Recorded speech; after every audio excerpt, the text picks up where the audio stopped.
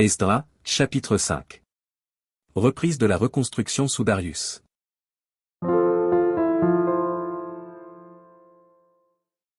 Agé, le prophète, et Zacharie, fils d'Iddo, le prophète, prophétisèrent aux Juifs qui étaient en Juda et à Jérusalem, au nom du Dieu d'Israël. Alors Zorobabel, fils de Shiltiel, et Josué, fils de Jotsadak, se levèrent et commencèrent à bâtir la maison de Dieu à Jérusalem. Et avec eux étaient les prophètes de Dieu, qui les assistaient. Dans ce même temps, Tatnaï, gouverneur de ce côté du fleuve, Shethar-Boznaï, et leurs collègues, vinrent auprès d'eux et leur parlèrent ainsi, qui vous a donné l'autorisation de bâtir cette maison et de relever ses murs. Ils leur dirent encore, quels sont les noms des hommes qui construisent cet édifice. Mais l'œil de Dieu veillait sur les anciens des Juifs. Et on laissa continuer les travaux pendant l'envoi d'un rapport à Darius et jusqu'à la réception d'une lettre sur cet objet.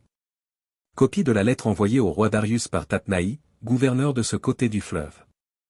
Shethar-Boznaï, et leurs collègues d'Apharsac, demeurant de ce côté du fleuve. Ils lui adressèrent un rapport ainsi conçu, au roi Darius, salut. Que le roi sache que nous sommes allés dans la province de Juda, à la maison du grand Dieu.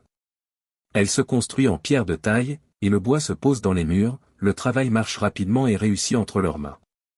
Nous avons interrogé les anciens, et nous leur avons ainsi parlé, qui vous a donné l'autorisation de bâtir cette maison et de relever ses murs. Nous leur avons aussi demandé leurs noms pour te les faire connaître, et nous avons mis par écrit les noms des hommes qui sont à leur tête. Voici la réponse qu'ils nous ont faite, nous sommes les serviteurs du Dieu des cieux et de la terre, et nous rebâtissons la maison qui avait été construite il y a bien des années, un grand roi d'Israël l'avait bâtie et achevée. Mais après que nos pères eurent irrité le Dieu des cieux, il les livra entre les mains de Nebuchadnezzar, roi de Babylone, le Chaldéen, qui détruisit cette maison et emmena le peuple captif à Babylone. Toutefois, la première année de Cyrus, roi de Babylone, le roi Cyrus donna l'ordre de rebâtir cette maison de Dieu. Et même le roi Cyrus ôta du temple de Babylone les ustensiles d'or et d'argent de la maison de Dieu, que Nebuchadnezzar avait enlevés du temple de Jérusalem et transportés dans le temple de Babylone, il les fit remettre au nommé Sheshbatsar, qu'il établit gouverneur. Et il lui dit, prends ces ustensiles, va les déposer dans le temple de Jérusalem, et que la maison de Dieu soit rebâtie sur le lieu où elle était.